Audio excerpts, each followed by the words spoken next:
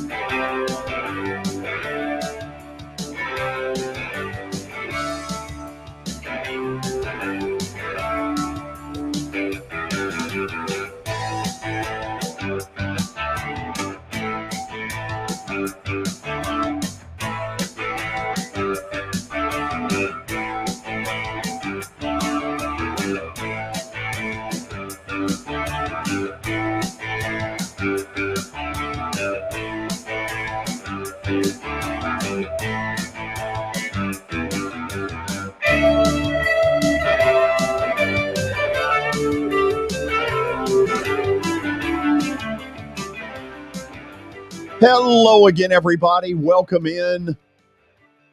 It's kind of a cloudy and raw Wednesday in Nashville, Tennessee, but we've got a great show for you. Most of you already know by now that Tom Brady has made official his retirement.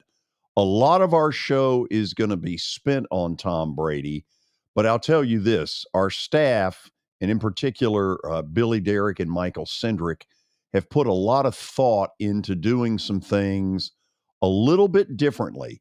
Obviously, the ESPNs in the world can go wall to wall with guests because they have them all under contract.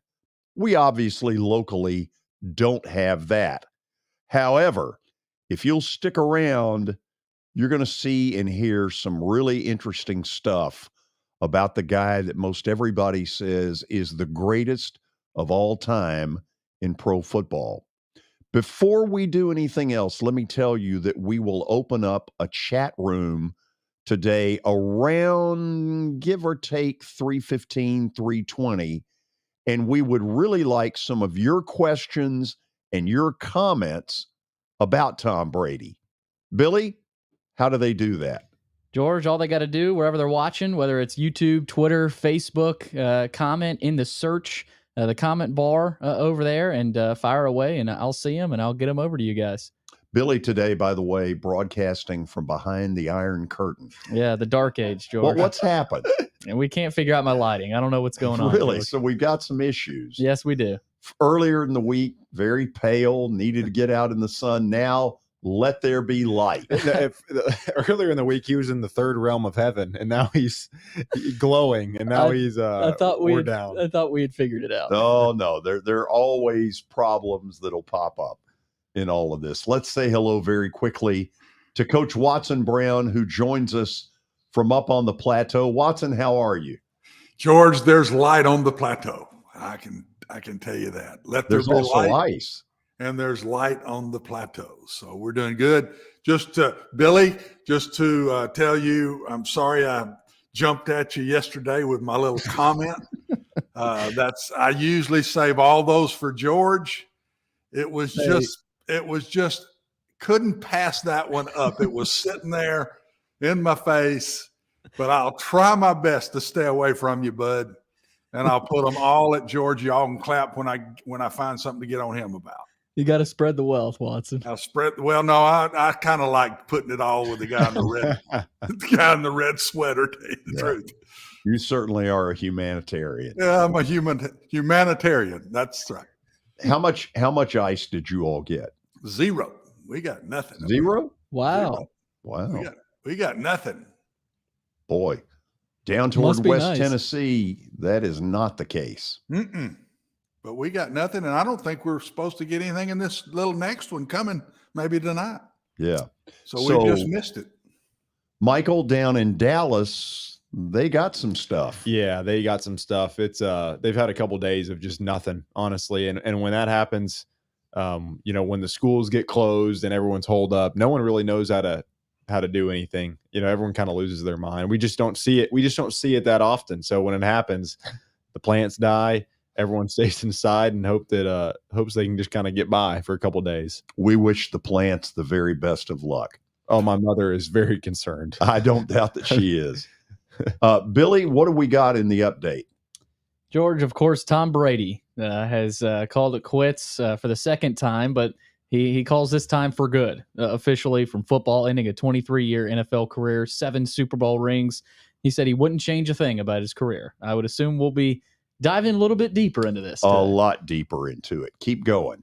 Eagles offensive lineman Josh Sills was indicted by a Guernsey County court in Ohio on 1 count of rape and 1 count of kidnapping, both first-degree felonies. He was signed by the Eagles as an undrafted free agent. He's only appeared in 1 game, so I doubt this will affect their performance, but you never know what guys were tight with him. Are they affected mentally? So you don't want this if you're the Eagles heading into the Super Bowl. No. Mm-mm. Certainly not. And George, arena football is back. According to Adam Schefter on Twitter, after a 4-year hiatus, the Arena Football League has announced it's relaunching under a new ownership group, returning to the field in 2024. The year 2024 is going to be phenomenal. I mean, we got 12-team playoff, we got new conferences, we got arena football.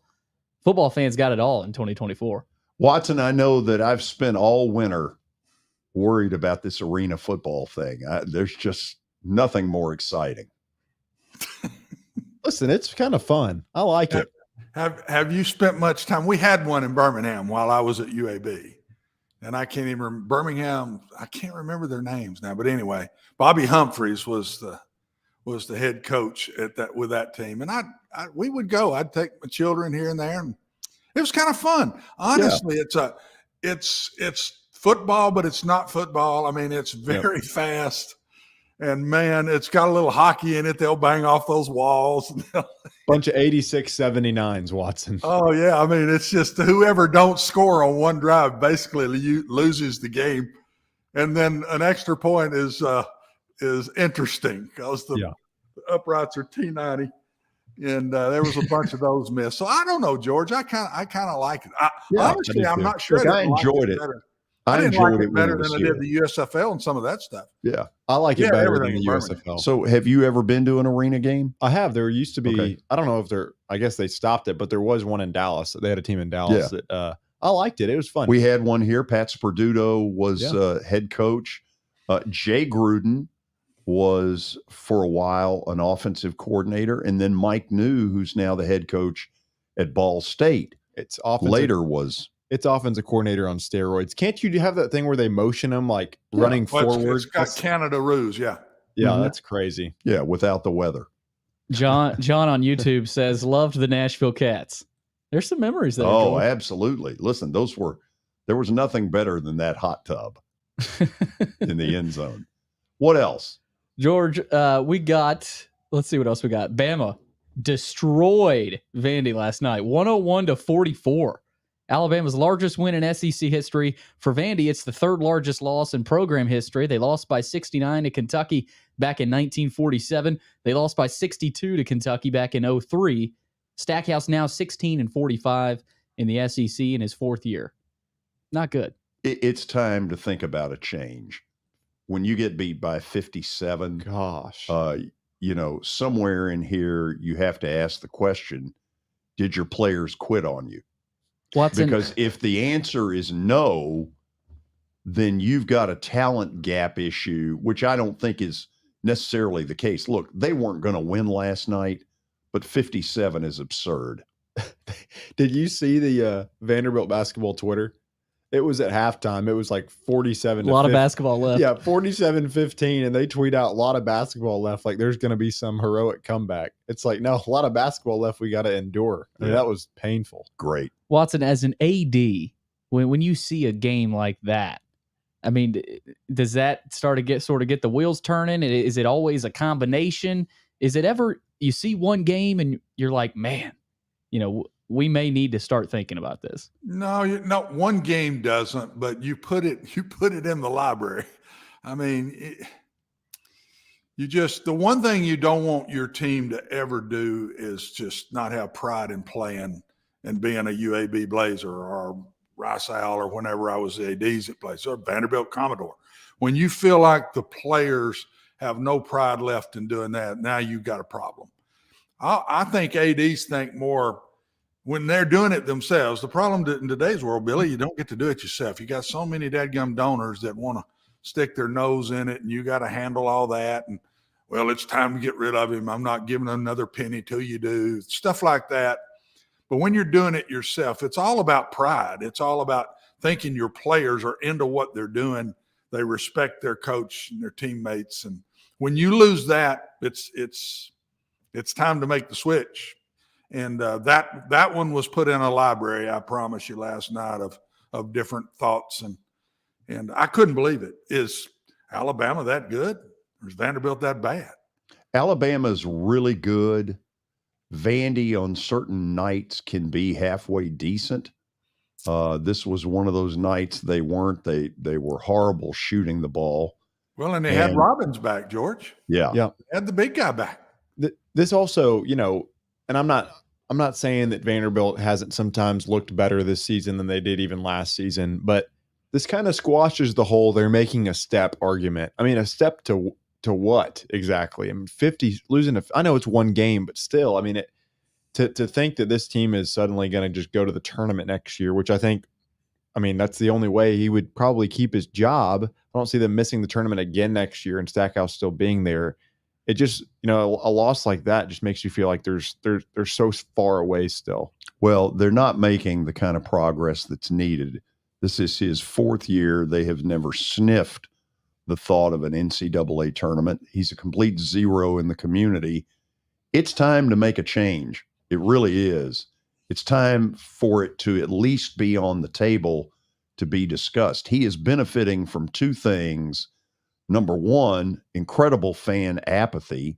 And he's also benefiting from the fact that the newspaper business does not have the respect level that it used to. Because the Tennessean in the old days, the banner, Joe Biddle, this would have been.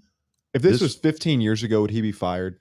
I don't know. And I'm not calling for there to be something that happens right now. I think whatever you do at the end of the season. But this whole they're making progress, you can kiss my butt with you're making progress. You got to be by 57. That's pathetic. Right. There's no reason for this. Vanderbilt basketball should not be in this position. It's time for something to change. Mm-hmm. Yeah, George, I really think this next month is, I've said all along, till they get the big guy back, it ain't going to matter. They might sneak up and beat somebody when they shoot hot one night or something. But for the next month, now that he's back, if he were to stay healthy, I think that's where he's judged. And I thought before he got hurt in that Arkansas game, this team had a chance. I really did. And when he went down, they've hung on, but now he's back. So let's see where it goes from here. He needs to win. He needs to win half of these games. He needs to win some games. Yeah, he does. Stack said wrong team at the wrong time after the game last night. So we'll talk about his team or their team. Which one? That's a good point. Oh, that's a good point. Wow.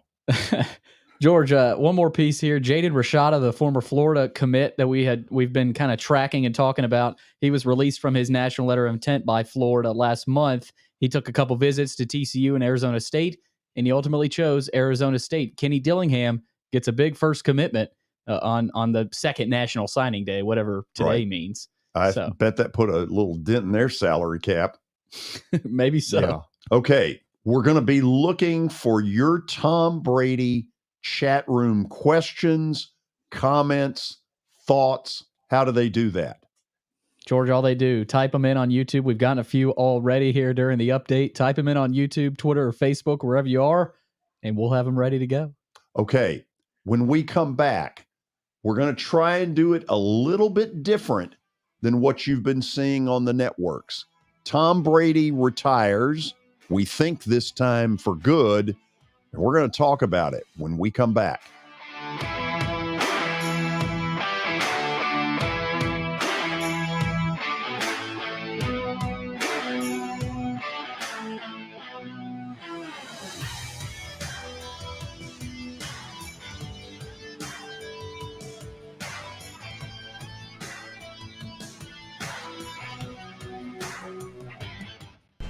How am I going to get to work? My car's totaled. Skylar, our team is making a call right now. We'll get you a rental car. Don't worry. That's a relief. Call us 24/7. We're here. We're going to help. Year number 2 of the Plaster and Friends Celebrity Bowling Night was awesome. And the reason is really simple. I chose Strike and Spare, and they were amazing. They have great food, great bowling, and a staff that is truly ready to go the extra mile to help you. They have 5 family fun centers in the area to choose from. And for more info, go to strikeandspare.com or call them at 615-824-5685. As the trusted premier custom home builder in Middle Tennessee, Donnelly Timmons has over 20 years of experience in the industry. Whether you're looking to build your dream home or renovate your current home, their team will ensure that every client and every remodel is unique, luxurious, and completed on time within budget. Founders Dustin Timmons and Joey Donnelly have over 25 years of construction experience in the Nashville area. Together, they have completed projects in Forest Hills, Oak Hill, Green Hills, Franklin, and Brentwood. Dustin and Joey believe that communication is the most important aspect of all construction projects. Therefore, they personally manage each project themselves and are involved in job site activities on a daily basis. Their commitment to quality and integrity has earned them an outstanding reputation among their clients. Contact them to set an appointment for a free consultation or to view some of their completed projects. Give them a call at 615-456-7983 or log on to DonnellyTimmons.com. Good morning, guys. I'll get to the point right away. I'm retiring for good. I know the process was a pretty big deal last time, so when I woke up this morning, I figured I'd just press record and let you guys know first. So I won't be long-winded. I think you only get one super emotional retirement essay, and I used mine up last year. So really thank you guys so much, to every single one of you, for supporting me, my family, my friends, my teammates, my competitors. I could go on forever. There's too many. Thank you guys for allowing me to live my absolute dream. I wouldn't change a thing. Love you all. Okay, so that was Tom Brady's message very early this morning around 7:15 Nashville time. We all know going in that this guy is the GOAT, the greatest of all time. But I asked Michael to put together a list of his accomplishments. Let's put that up on the screen. And Michael talked through some of this, because if you really look at it closely, it's mind-boggling. It's insane. I mean, George, let's start at the top. The fact that 23 NFL seasons, I mean, usually you put a career, it's 10, 11, 12 years, which is amazing. 23 NFL seasons, you know, he's legitimately, if you look at his 20s, his 30s, and his 40s, and just look at each stat in those brackets, it's 3 different Hall of Fame careers, you know, 7 Super Bowl titles, 5 MVPs, 15 Pro Bowls. You got 13 AFC title appearances and an NFC. So that's 14. That one's insane to me. Number one, I mean, he's number one in so many stats. These are only a couple: playoff wins, all-time regular season touchdowns, regular season passing yards. Just incredible. It is so impressive. I mean, you think about this, he went to 10 Super Bowls in 23 years. That is unbelievable. So, yeah. Which one do you want to start? I mean, to me, the title appearances is just 13 out of 23, 14 out of 23 if you include the NFC. So, Watson, let me start with you. I know you believe that there is more to the timing than necessarily meets the eye. What do you think it is? I don't know what you mean. I didn't Well, understand. you told me earlier today on the phone you think it has something to do with the Super Bowl. Oh! You mean the timing of when he did it? Yes. Yes, I really believe this is all because he's going to be involved. They want him involved in the Super Bowl, and I think he's going to show up quite a bit in different ways this next week. And that's why I think he went ahead and did it this week. Get that out of the way, and he's going to start to work for Fox immediately. And that's such a big ratings thing, which ratings lead to so many dollars for these different people, and he could up the ratings big time this week, being on a lot of different things. Now, I don't think he's going to do the game, but he will be on different shows. He might be one of the guys around the table on game day. I just think that's what this is all about. If he was going to retire, they say, well, go ahead so we can use you this year. Go ahead, George, if you want. You got some. I just think what I felt, when I saw that video this morning was kind of similar to the way I felt the day after the late Kobe Bryant's retirement, of just, this is right. I mean, it was time. 45 years old, unbelievable career. It just felt like one of those things of I can't wait to see what that guy does next. And Kobe Bryant was on to do amazing things. He was really getting a lot of really cool stuff out there and really just starting, it felt like, his career in some ways. And that's how I feel about Tom Brady. I just can't wait to see what this guy does next. He's going to be all in whatever he does. And it just feels right. So let me try this, see what y'all think. My guess is he's known for more than a week that he was probably going to pull this retirement trigger. But I wonder what he thought Sunday when he saw Brock Purdy get hurt. He probably knew this is serious. And if I want to go return to the Bay Area where he grew up, the 49ers probably would jump at me right now. Watson, do you think that at all entered into this equation? Yeah, again, we're guessing, but I would say he hadn't known it that long. Maybe Monday of this week or something after this last game was played. I truly believe when he quit, he didn't know. The way he shot back at on the podcast with Jim Gray. I don't think he knew. And maybe this weekend he just decided it's time. I also wonder a little bit if Fox didn't say, okay, now we need to get going here at some point. Not that they're pulling it if he played another year, but hey, if you're going to do this, it's a good time to do it. And so I'll say maybe not that early. I do think San Francisco was one of those teams on his mind. I think Vegas and San Francisco were 1 and 2. And there's been people that say that they thought that he was even considering Tampa again. I don't think so. Just the way he walked out of that stadium, the things he said to the press right after the game, the way he said it, I think Tampa was done. He came back. They changed the head coach. The whole deal that went down, it didn't go good.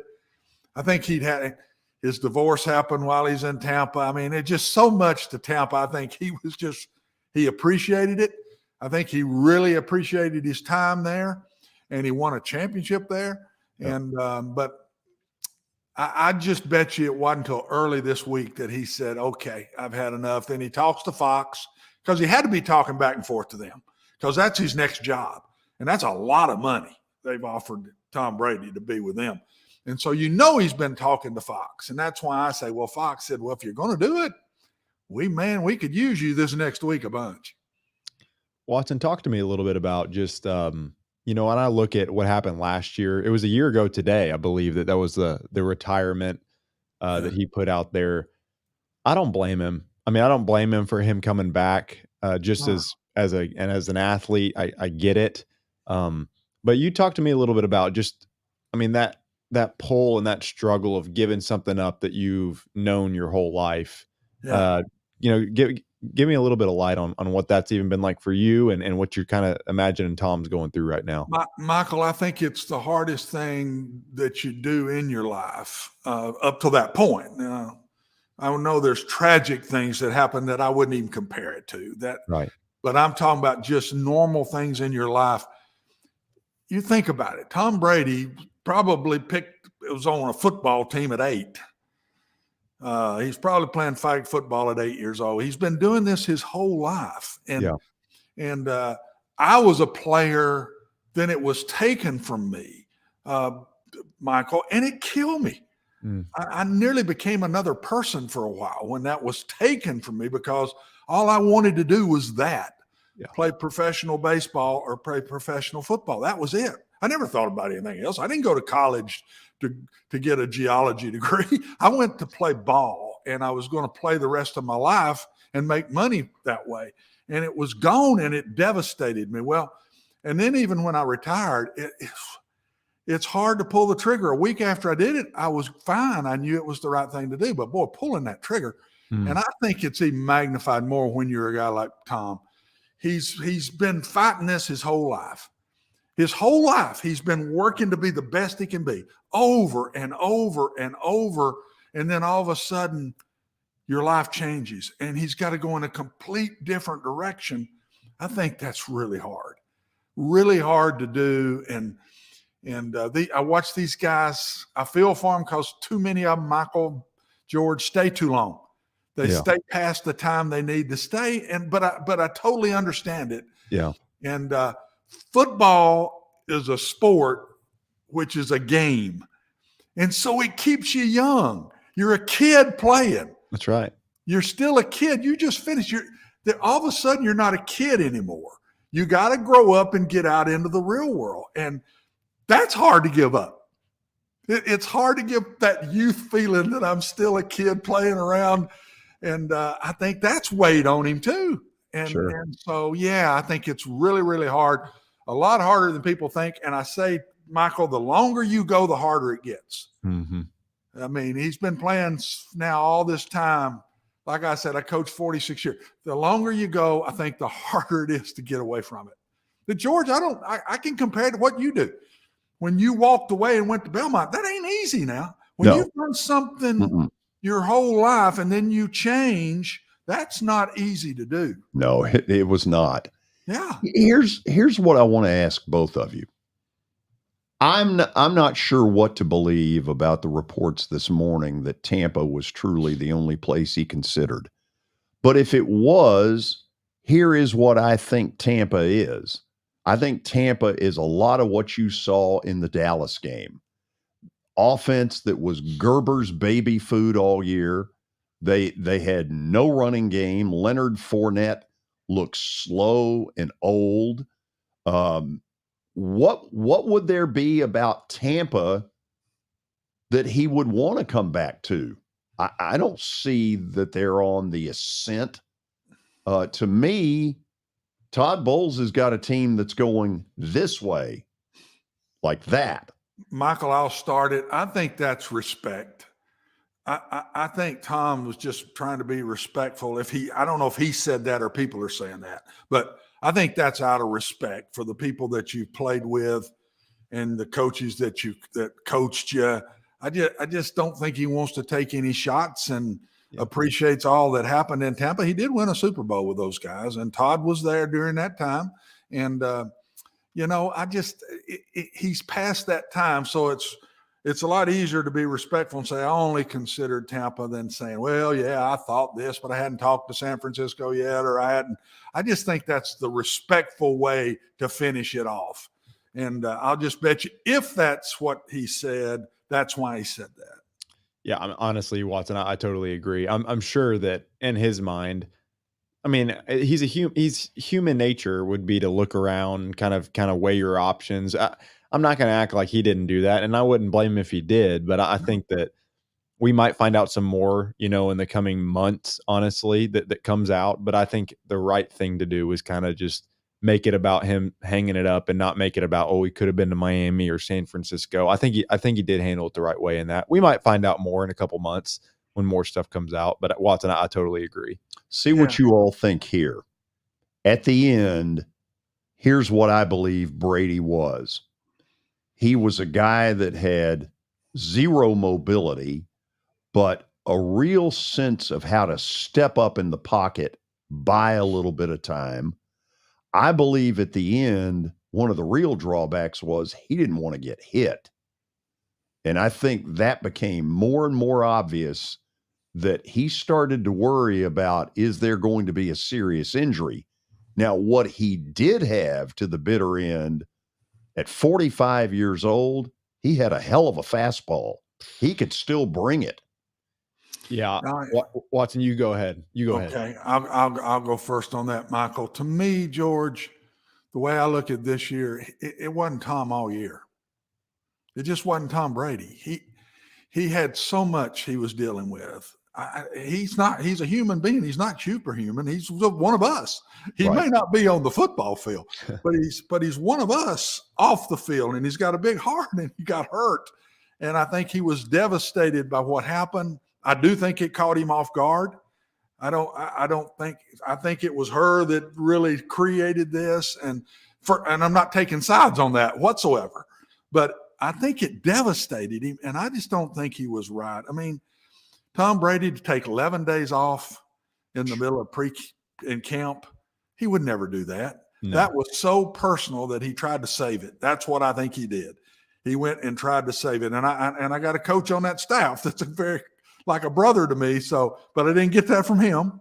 I didn't at all. And for him to leave on a Saturday to go to a wedding on the day before a game, his old boss's wedding, and then to come back and play, those things Tom Brady would never have done. So, George, I just don't think he was right all year. And I do think age is catching him.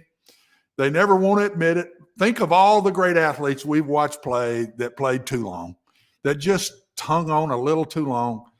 And both of my idols, yep. Mickey Mantle, who, as you know, George, helped recruit me, took me to supper one night, and he and my head coach, Bill Pace, were buddies growing up. So he got involved in recruiting me to go to Vanderbilt. Joe Namath, my idol. Both of those guys, think about it, George. They both played way too long. Joe tried to go to the Rams and tried to play at the end. He wasn't good enough. Honestly, Tom still was good enough to me. But I think his mind, Michael, he just wasn't there. Yeah, Watson, that's what I was going to say as well. Honestly, it's honestly a compliment to Tom when you look at he was 45 years old, dealing with a lawsuit and a divorce. He was off. He played on probably his worst team of his career. And I know that he was playing in a bad division, but they still made the playoffs with all that, and I think that's I think that, if we could rewrite the story, maybe he wouldn't have played this year, but I do appreciate, I'm glad that we didn't have to see 5 years of Tom holding on to where everyone knows this should have been it. He won the Super Bowl 3 years ago. 2 years ago.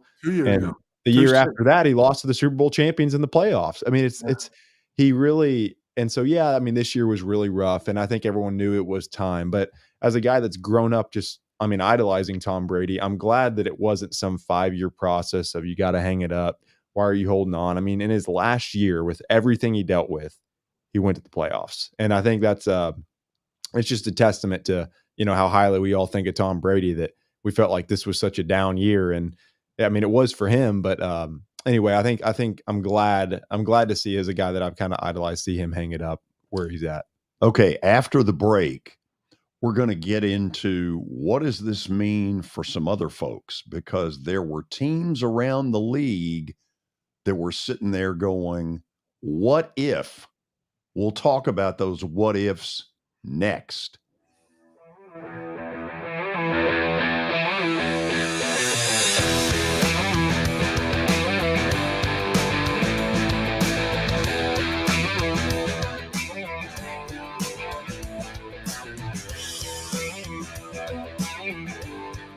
I know it's getting colder. You're not thinking about golf. However, if you're planning an event for next year, let me suggest golf through Riverside Golf Links.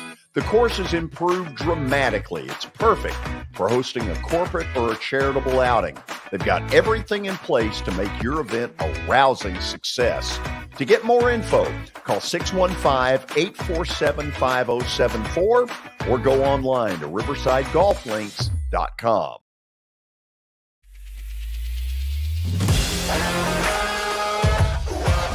Hockey in Music City just hits different. It's one big honky-tonk party. It's the sea of gold in the crowd. The goals, the saves, the celebrations. It's an experience like no other. Don't miss a minute of the action this season. Visit NashvillePredators.com/tickets to get your seats today. That's NashvillePredators.com/tickets. And we'll see you at Bridgestone Arena. Jody Jones has as nice a dental facility as you'll find anywhere. Let's go in and take a look. Are you in the market for a new dentist? Maybe you're new to Nashville? Well, the place to go is Jody Jones Dentistry at 55 Music Square East. And their new facility is absolutely state-of-the-art. Jody mixes quality with comfort for the perfect dental experience. He's trusted for his creative design and committed to both the function and aesthetics of your smile. Jody is simply the total package. Don't wait. Make an appointment now at 615-259-5100.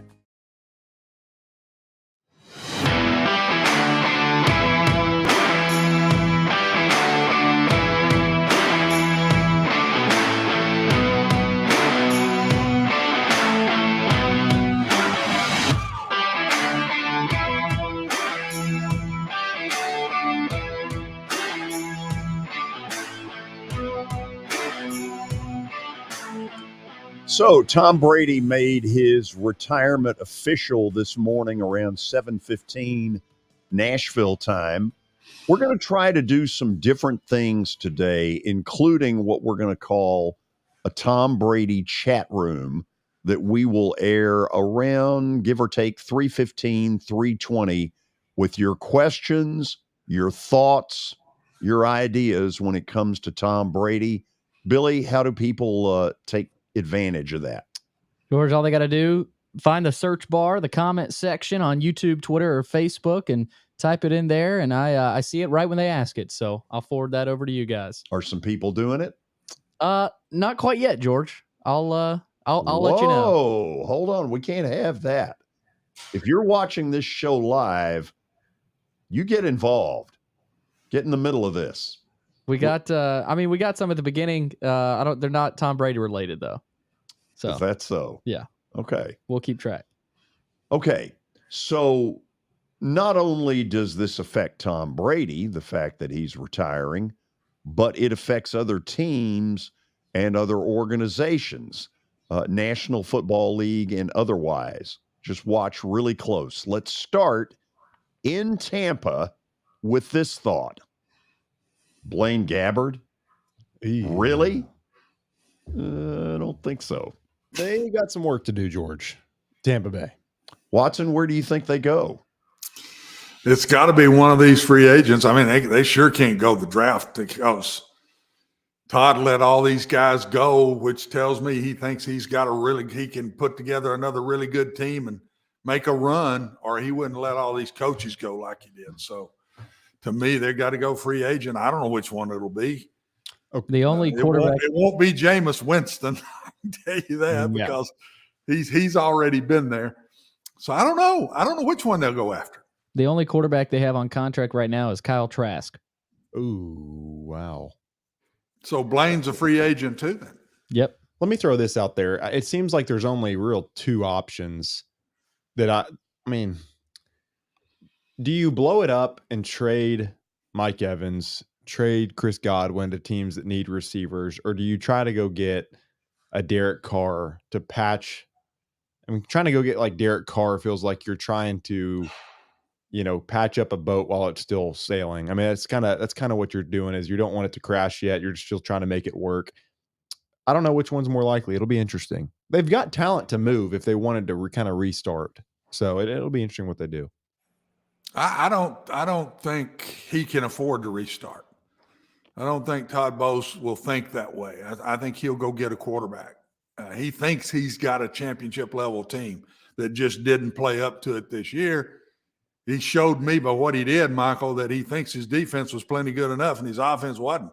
Sure. And so he gets rid of all the coaches. Of course, all the defensive coaches he hired anyway. So that's another thought process. But when he became coordinator, I know that Bruce pretty much let him hire that side of the ball. So I think it's quarterback. I don't see him letting a lot of these really good players he's got go till they make another shot at it.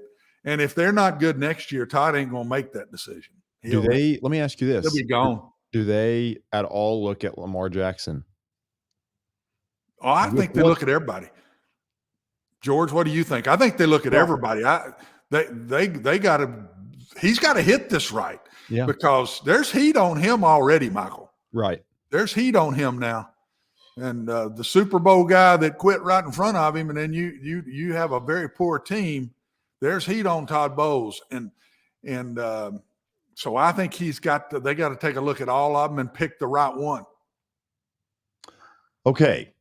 Let's go to organization number 2 that gets affected. It is the 49ers, who as recently as yesterday, Watson put it out there, man, this would be the perfect landing spot for Brady because Jimmy G's a free agent. Poor Mr. Purdy all of a sudden has got a big-time elbow issue. Trey Lance, he's a big question mark. He's got a lot of athletic ability. I think he's an inaccurate thrower, and I think ultimately that could be his downfall as a pro. If Brady had picked up the phone and said to John Lynch, hey, you're the one place that will keep me out of retirement, what would Lynch's answer have been, Watson? Boy, that's a good question. Yeah, it is. I don't know. I think John Lynch thinks Trey Lance is a good player because I think Rand Carthon thinks Trey Lance is a really good player. And so I think the organization believes in him. That's why I think they'll let Jimmy G go and they'll wait for Purdy to come back and let those two have it. I don't think they're going to lose their cool and go after somebody. I think they'll stay within more, George, only because I do think from the general manager down, they believe in Trey Lance. I think that they've got something. They know they've got something, obviously, with Purdy, if he can come back healthy. And with Lance right now, I think that the only thing I think from a cap perspective, let Jimmy G walk, and you've got 2 quarterbacks that your roster's unbelievable. They're not having to pay either of these guys yet. And so I think the ability, you bring Tom in, that's probably another $20 million that you're, adding to the cap just with his contract. I think that they probably like the flexibility of having 2 guys right now that are on their rookie deals. So I don't know how much validity that's got, but it's sure nice when your starting quarterback makes like $950,000 in the NFL. George, I will say this before you go to the next one. Probably, if Tom had been available, I still think they would have gone after him. I think they would have done it. It's where he's from. It's where he grew up. But now that he's not, I think they stay within what they got. Mm-hmm. Here's the third organization that maybe had something on the line. The Raiders have a coach, Josh McDaniels, who had been Brady's offensive coordinator off and on in New England. There was nothing to think that there were any problems between those two. So out in Vegas, you have no Derek Carr. Now you have no Tom Brady. Are they fully prepared to turn this over to Jared Stidham? I don't think so. I'll start. Yeah, Go ahead, Michael. I'll say I don't think so at all. I mean, and the reason that I say that is you've got a prime Josh Jacobs at running back who had a really good season, and you got a prime Devontae Adams. You cannot mess up those two guys with a quarterback who can't get Devontae Adams the ball and who can't open things up enough for Josh Jacobs to run. I think that when you've got talent like that on the offensive end, you got to make sure that your quarterback's not a liability, that he can really put those guys in good spots. I know that Stidham, he had a good game, I think, playing late in the season, but I don't think that will be their week 1 starter. George, I really believe that they're going to. I don't think the Derek Carr thing's over just yet. They benched Derek Carr to save money, 100%. That's why he didn't play in the last couple of games. I think they were waiting on the possibility. I'll bet you Josh McDaniels is in the front office, and I think I got a chance to bring Tom Brady here. Now that all that's over, they haven't released Derek Carr just yet. Right. And so I'm still not sure where they're headed. They may try to reconcile or something. I wouldn't put it 50-50, but why have they not even released him just yet? And if they let Carr go, where the heck do they go? I don't think it's Jared Stidham. I just don't think it is. I think they got to go after somebody. I just got the feeling the Derek Carr thing's just not over just yet. That's a drama that's felt like it's gone on forever. I mean, back with Gruden, it was always rumored that Gruden and Carr didn't mesh well. It's just, that's a weird, I feel like Derek Carr has been, is he getting moved? Do they like him as the fit there for the last 4 years? Have you guys felt the exact same way as I have? Yeah, it doesn't ever seem like they've been 100% him. The closest was a year ago when they made the playoffs and then played really well in Cincinnati, didn't win. That's the best feeling I've thought they've had about Derek Carr. And this year it went, yeah. Now, George, you know me, I haven't been a huge Derek Carr guy all the way through. I think he is a very good player, but not up in the level of these other guys. And so I haven't just been on his bandwagon, not to the point of getting rid of him, though, but I just don't think he's made the big plays. And he's had some opportunities to take that team to another level, and he just hadn't. He's made a lot of plays, but I don't think he's made the big plays. And so I'm interested to watch and see who goes after him if it's not the Raiders, and what the league really thinks of Derek Carr. Here's the fourth organization. It's very close to home. Think about what we've heard over the last 18 months. Vrabel and Tom Brady. Brady was spotted in town. His kids made a visit to MBA. They should have been at BGA. I have heard more crap about Brady and the Titans, none of which ever came to anything. So the question is, with Tom Brady once and for all out of the picture, are they really going with Ryan Tannehill? I'll start it. Go ahead, Watson. I've got a question mark on it. I don't think they know just yet. I don't think they know. I think they're looking at all possibilities. One of the possibilities, I think, was Brady going to San Francisco, and maybe we can grab Trey Lance out of the deal, which they probably could have. But now that that's gone, I don't see San Francisco trading Trey Lance to the Titans. I don't see that. So I think they got to make up their mind. Do we redo his contract, keep him one more year, then we're off of everything, and maybe we'll get the next guy in the draft? Or do they just go get one right now because they think they're in the window, like I think the Bucs think they're in the window? I think the Titans think they're in the window, that we still got a chance with Derrick Henry and this defense that we can climb back up and have a shot at this whole thing.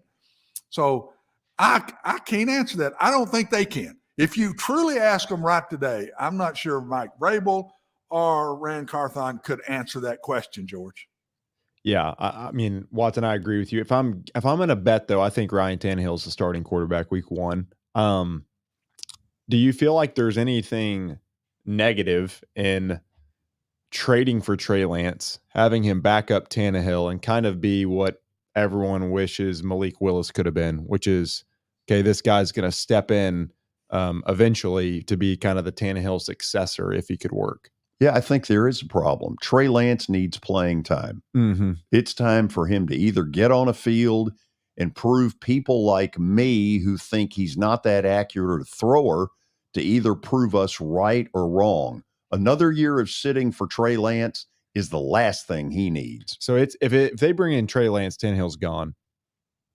Watson, what do you think? I would probably think they'd have to give up so much to get Trey Lance. They would probably not keep Tannehill around. Yeah.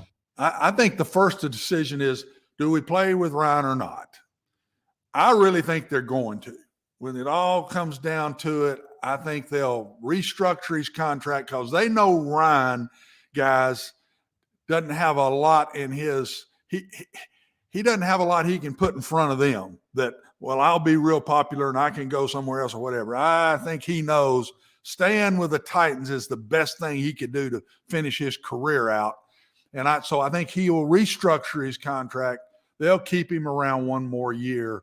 But I don't think they're there yet because I think they're looking around the league and saying, ooh, if we got him, we don't have to worry about a year from now. We've got ourselves set for the next 5 or 6. So I don't think that's called yet. I'm not sure that'll be called for a while because they don't have to really do these type things to June unless some of these guys start falling off the market.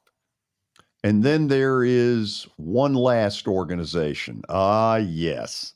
This one, I'll take the start of it. Did Fox really hire him for $375 million to have him doing regional games like Arizona at Carolina? Hell no. No, they have brought Brady in because they want to move him up the ladder. And if I'm Greg Olson, I don't send my laundry out anything other than same-day service. Yeah, he's going to call this Super Bowl, but Watson's right. You can bet your bottom dollar that at some point, Brady will be in that booth in the Super Bowl a week from now, and the guy that ought to be feeling the most awkward about it is Greg Olson. It's a tough deal for him. I mean, that was not a great morning for Greg Olson this morning, waking up to that. What's going to be interesting is, we love Tom Brady as a quarterback. Do we think he's going to have any skill in the booth? That's going to be really interesting. Hold on, because I think that's going to come up later. Okay. Watson, anything you want to add to that? Yeah, I would say you're dead on, George, except one thing to add to what you said is I think this has already been discussed with Greg Olson before this year started. And if I'm Greg Olson's people, I've asked this question. I know you've got Brady on contract for this amount of money. What are you fixing to, okay, you're going to use me this year, but what are you going to do with me? What's the plan for me? I would think all this has been discussed, guys. And so I think Olson knew before all this went down kind of where he stands within the organization and how he'll be used. I think he's done a really good job this year. And I think Tom Brady's got to start a new career, and he's got to be good at it. I can remember, George, on a much smaller scale, when I went to ESPN to be an analyst, I called you and talked to you about it. Because I said, okay, George, what am I in for here? How should I go about this? We even discussed us getting together and me doing a trial run with you before I went to do all these games I did for 3 years for them.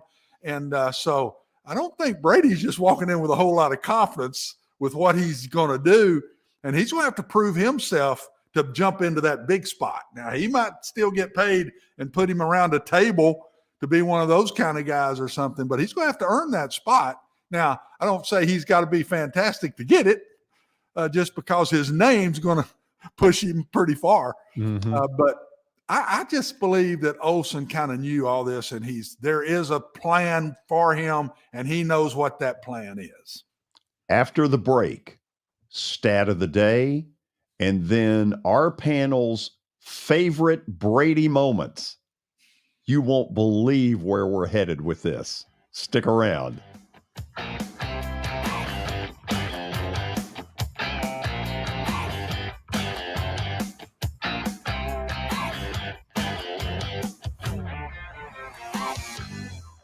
Hey, thank you for meeting with me today. The insurance company has made an offer. Already? Wow. They've offered you the entire policy.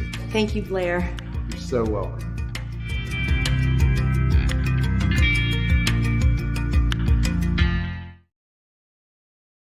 Forget the fact that Sir Speedy Music City is owned by my BGA classmate James Warren. Their work stands on its own merit. James and his staff do incredible work, as evidenced by the huge banners at the Plaster and Friends Celebrity Bowling Night. If you're looking for quality to help your marketing and business communications, and you want it at a reasonable price, these are your folks. Call them at 615-832-9511 or go to print at sirspeedymusiccity.com. And be sure to tell them Plaz sent you. Once the All-Star game is over, the Nashville Predators will have another of their college nights.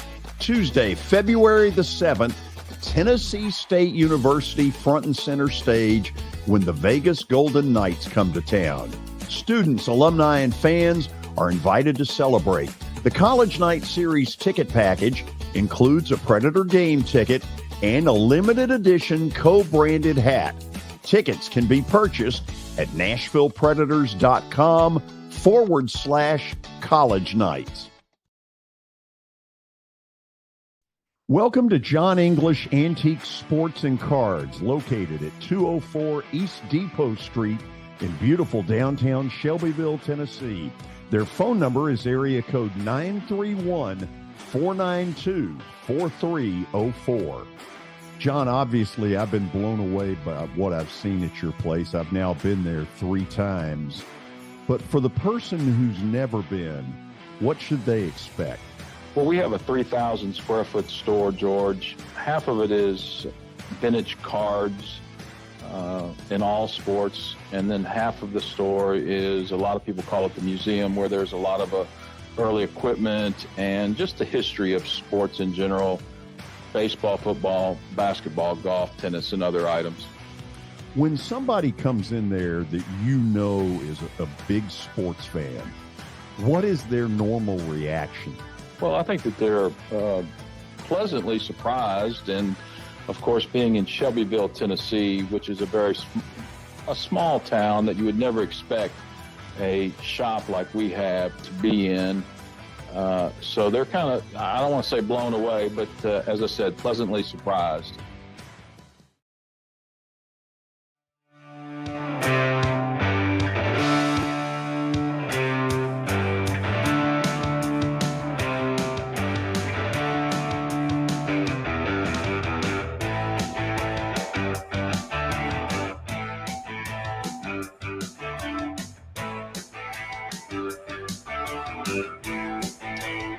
Welcome back in the George Plaster Show. It's now time for Stat of the Day, brought to you by John English Antique Sports and Cards in downtown Shelbyville, Tennessee. You can find them at 204 East Depot Street, Tuesday through Friday, noon to 5, and Saturdays from 10 a.m. to 5. Give them a call. That's 931-492-4304. Again, that's 931-492-4304. All right, let's see what Michael's got cooked up for us today. I think it's another NFL question as I get to it here. There we go. This Super Bowl will be the 7th to feature a starting quarterback that led the regular season in passing yards. How many of them can you name? Oh, good Lord. Ooh, that's...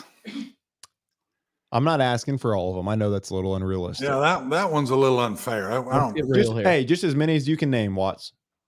Watts. No. I was the one that was asking the question. Get off his back. I mean, we do not call you Watts. Watts. I was about to go Watson, and then someone started talking, Watson? So I said Watson. Well, you cut him off. Let the man speak. Oh, no, I did not cut him off. He uttered Watts. Watts. What in the world? J.J. Watts. Well, I've been called a lot of things, Michael. I've never been called Watts. I'll go back. A lot of things I've been called a lot worse than that. But what about Mr. Brown to you? Coach Brown. Oh, this is a dumb question. That's if you go call me Coach Brown, then you got to call him Mr. Plaster. Mr. Plaz. Here's a hint if this helps at all. All of these quarterbacks in the Super Bowl lost.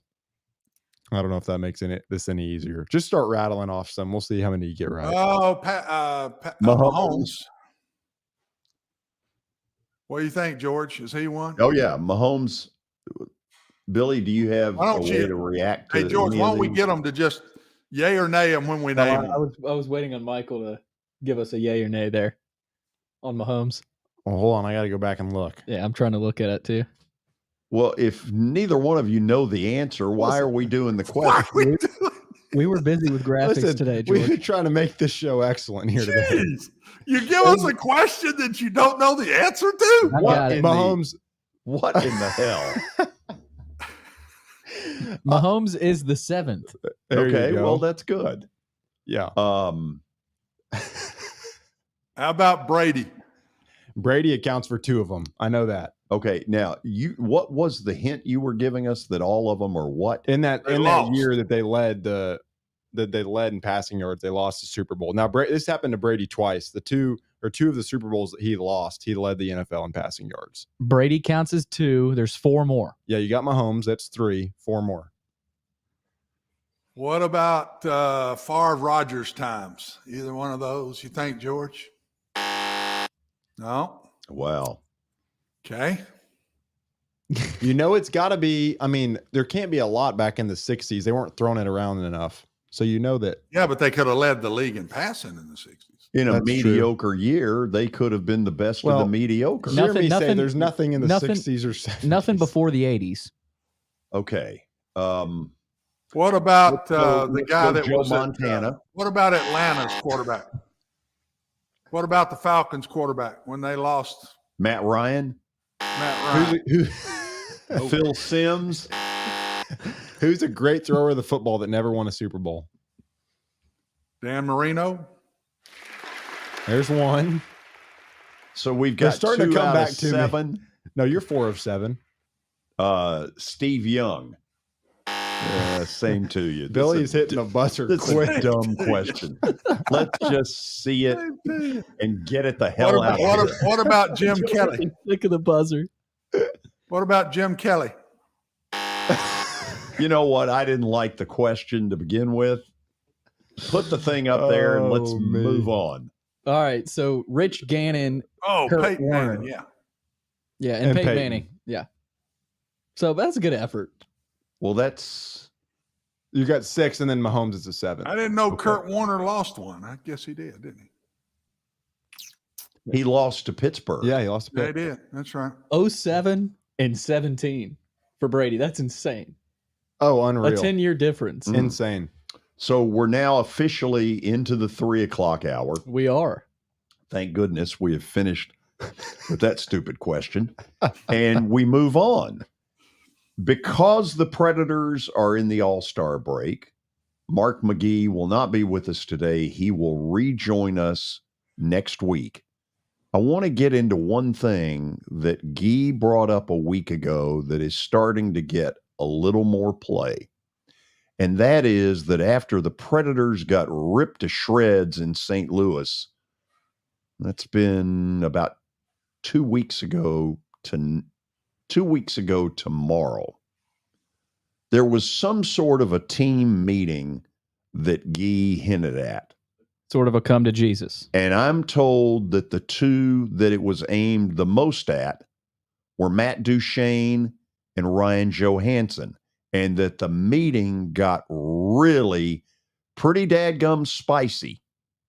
So, since that point, the Predators have gone on a 3-game winning streak. If I remember correctly, LA Kings, Winnipeg, and New Jersey, 3 of the upper crust right now in the NHL.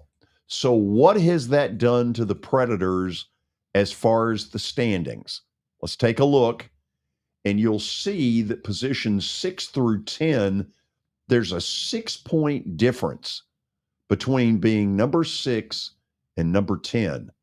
So there's a lot still to play for. And George, that's not a lot in hockey. That's a couple games. I mean, right? That's you win 2 or 3. In baseball terms, Edmonton has a 3-game lead over the Preds. Yeah. So they're right there. Yeah.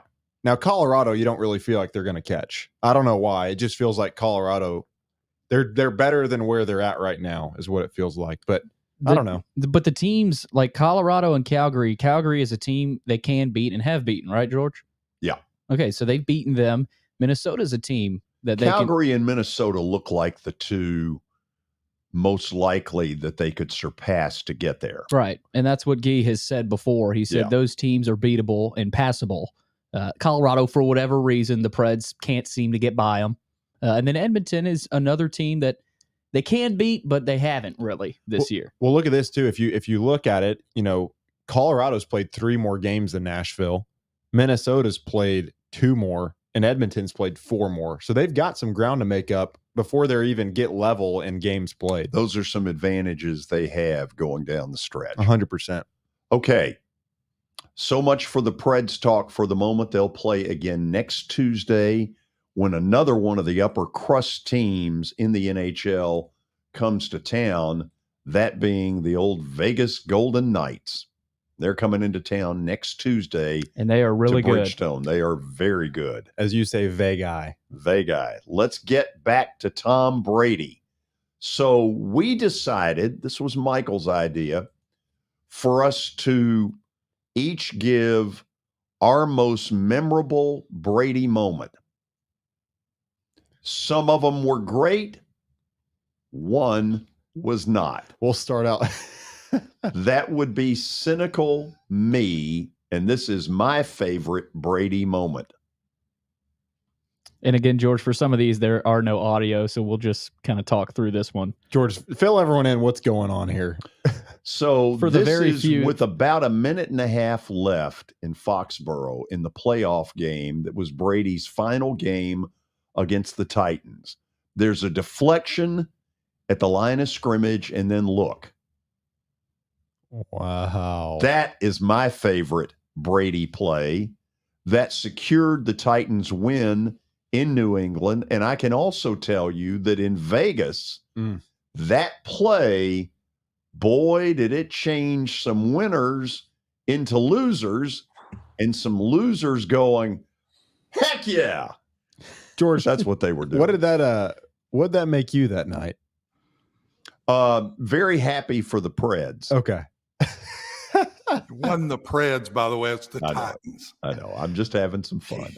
Jeez, So, I mean, how in God's name do you, when you've got all these moments that this man did, that you pick that one?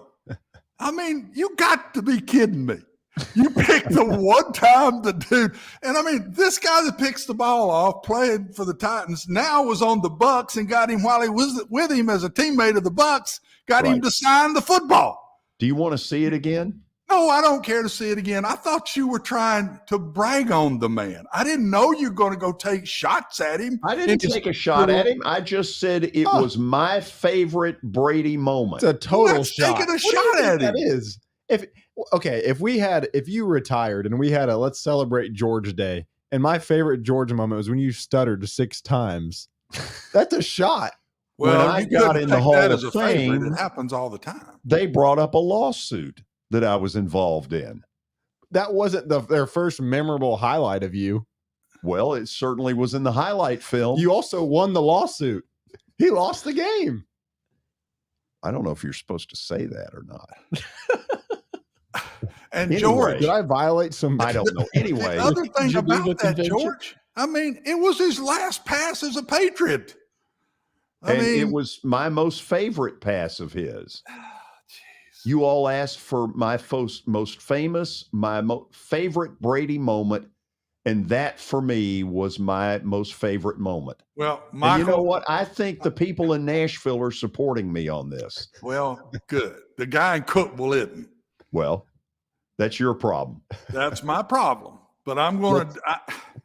Fine, let's go to yours. Mr. Cynical. Happy. Mr. Cynical, you can't just take one little 30 seconds and not be that way. You still got to take shots at the guy. You know, you're just going to have to deal with it. I'm dealing with it. It's not easy, but I'll deal with it. Go to your happy moment for Tom. Because God knows he needs this. Oh, yes. Mm. He wasn't even involved in the play. No, but he had a The heck of a reaction. game. And look at him now. I'm telling you, he goes nuts. I mean, he's a kid. That's what I'm telling you guys. It's a kid's game. Look at him. He looks like he's 10 years old. I mean, He's 40 in that. That's incredible. he's more than 40. He'd be, you're probably right. He's probably 40. That's right. So, I mean, and I had two others. I started to pick the Falcons one because Mike Smith of the Falcons, he was down 28-3 and came back and won that game, George. Man. And Mike Smith is a friend of mine. I've gone against him in the business for a long time.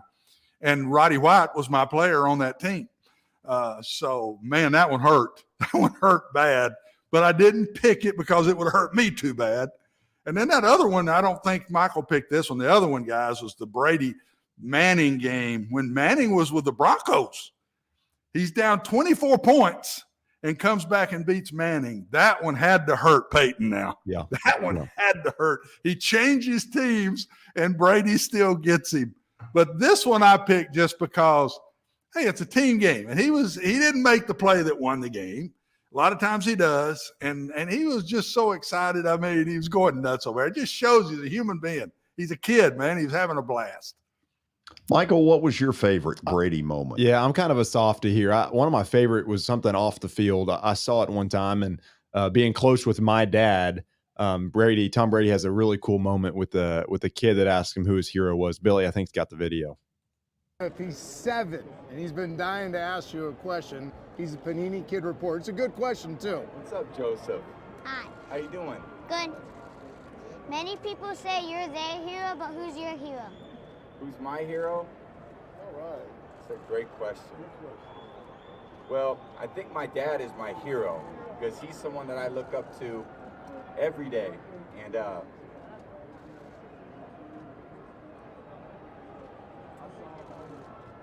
my dad. Told you it was a good question.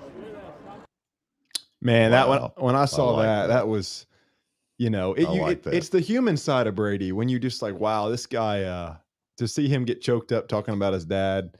George, I know you were really close with your dad. I'm very close with mine. And I loved that. That's one of the coolest Brady moments for me. Another one too was getting to see him win one in Tampa and just kind of end the argument is it only Bill Belichick? Bill Belichick's a heck of a coach, one of the greatest to ever do it. But to kind of put to rest that argument as well, I think that was such a monkey off of his back for Tom to get to go win one in Tampa Bay. That was a cool moment as well.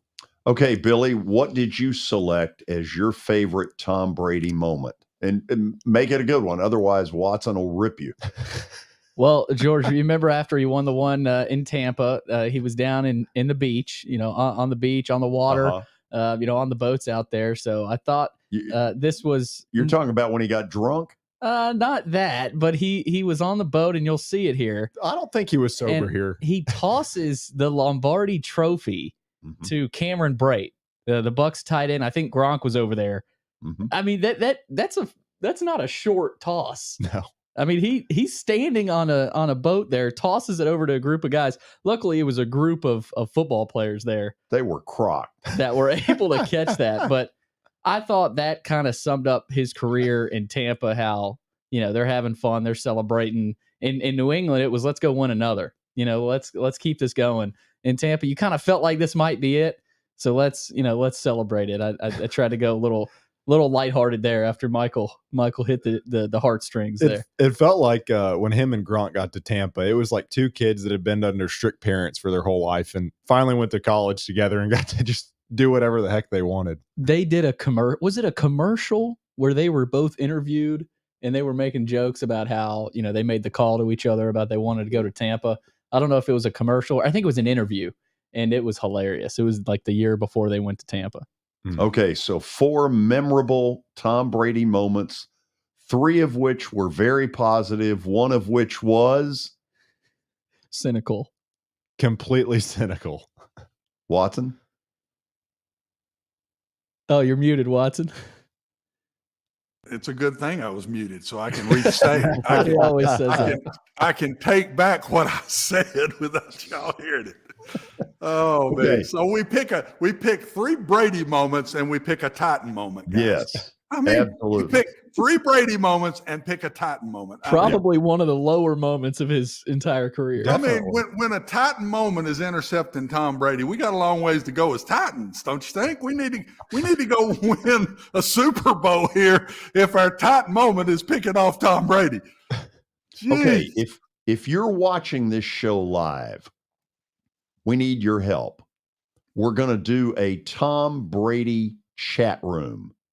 If you have a question for us about him, a comment, a thought, we need to hear it right now. We've got a few lined up. How do we do that? We've got a few lined up, George, on YouTube. That's probably the easiest way. There's a chat room on the right side of the video. There's a search bar at the bottom. Type in that question. I've already got 3 of them. Hopefully we get some more, and we'll continue the Brady talk. Okay. All of that coming up next. Please stay with us.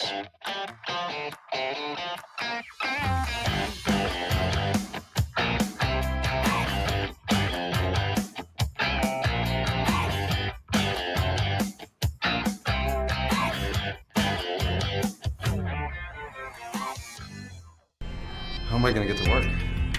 My car's totaled. Skylar, our team is making a call right now. We'll get you a rental car. Don't worry. That's a relief. Call us 24/7. We're here. We're going to help. Year number 2 of the Plaster and Friends Celebrity Bowling Night was awesome. And the reason is really simple. I chose Strike and Spare, and they were amazing. They have great food, great bowling, and a staff that is truly ready to go the extra mile to help you. They have 5 family fun centers in the area to choose from, and for more info, go to strikeandspare.com or call them at 615-824-5685. As the trusted premier custom home builder in Middle Tennessee, Donnelly Timmons has over 20 years of experience in the industry. Whether you're looking to build your dream home or renovate your current home, their team will ensure that every client and every remodel is unique, luxurious, and completed on time within budget. Founders Dustin Timmons and Joey Donnelly have over 25 years of construction experience in the Nashville area. Together, they have completed projects in Forest Hills, Oak Hill, Green Hills, Franklin, and Brentwood. Dustin and Joey believe that communication is the most important aspect of all construction projects. Therefore, they personally manage each project themselves and are involved in job site activities on a daily basis. Their commitment to quality and integrity has earned them an outstanding reputation among their clients. Contact them to set an appointment for a free consultation or to view some of their completed projects. Give them a call at 615-456-7983 or log on to DonnellyTimmons.com.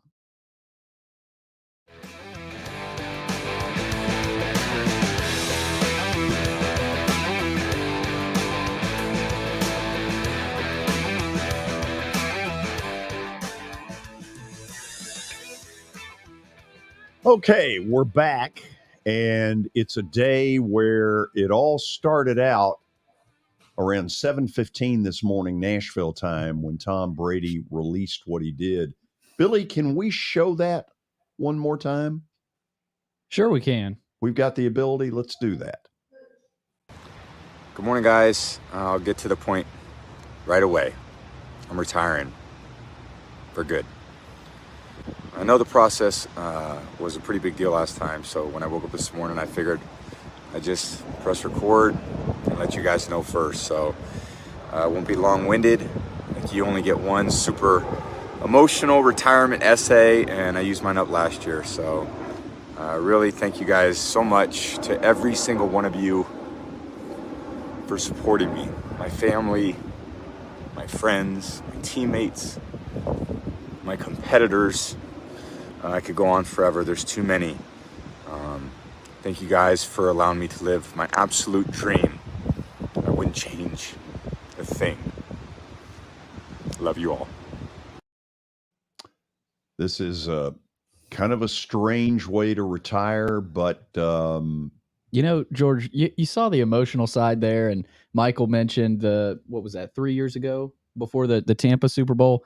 It felt like he, as you get older, it's for everybody. The emotional side starts to really come out. I mean, in the Super Bowl that came out, and his emotions seem to really start coming out a lot more the past few years of his career. And like we've said, it just felt like it started to sort of take a toll, all of it, not just the football life, but life in general. And I mean, you could tell, especially towards the end there, he had put some thought into it. There was a weight lifted maybe off his shoulders, but he's still got, a lot that he's going through. So I'll say this real quick. I'm kind of glad that it was at least this way where we could see a video of him, and then instead of some thing coming across the crawl on ESPN that his agent releases that he's retired. Yeah. I like that. Felt sincere. So I guess I would like to have seen a press conference where he told us more. When did he come to this decision? Why did he come to this decision? And it's possible that Watson's dead on, that Fox is going to get the big deal during the Super Bowl. After all, they got a 6.5 hour pregame. And if you'd like to buy a commercial, it's only about, I don't know, 6-7 million for a 30-second spot. You can advertise with us considerably cheaper. Y'all like that? Considerably. So we go to our chat room, and we've got some questions lined up that are Brady related. Yes, we do, George. We start with Larry on YouTube. He asks, do you guys think Brady will be a good TV analyst? I know Michael brought it up. You teased it, George. So what do y'all think? I'll start it. I think he's going to try really hard, because I don't think this is a guy that enjoys getting himself embarrassed. That said, this requires something that I think will be difficult for him, and that is to be critical at the proper time, to say he screwed up and here's why he screwed up. That's part of what's expected in the job. I don't think that comes naturally to Brady. He's a very structured human being until about a year ago, where I think he came unglued for a lot of the reasons we've talked about.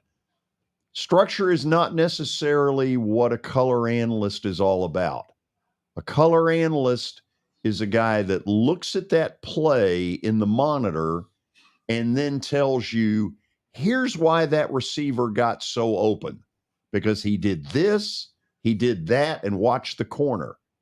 And I don't know, I'm kind of throwing up my hands saying this is no slam dunk. Here's the other thing.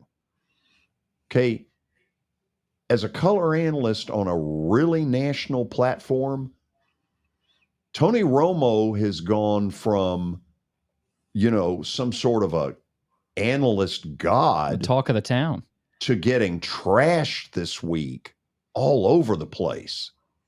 Is Brady prepared for that kind of swing where he's been nothing but the greatest of all time? And Watson, if he's not so good at it, that's what's going to happen. Oh yeah, but if he wasn't good at playing quarterback, it happened to him that way, and he handled that okay. The disadvantage that I see that he has is inexperience. The advantages that I see that he has is unbelievable respect walking in the booth, that people are going to listen to him out of total respect no matter what he says, at least for a while. And the second advantage he has, George, is he in essence has been a football coach. I mean, he, especially his probably last 10 years. I mean, he has been a football coach. He knows all the pieces. He can talk through anything within a route or a protection or anything like that. So the knowledge that he will be able to use and the respect that he walks in the door with are top of the line. The inexperience is a big, big piece. And as small as my piece was doing my first game, I think it was East Carolina against Memphis. And the first game that I ever did, I was a nervous wreck. And And yet I'd always wanted to try to do that my whole life, just to give it a shot and see what it would be like. And I tried to do a lot of preparation. I talked before about talking to you about all the different things. We talked on the phone many times about it.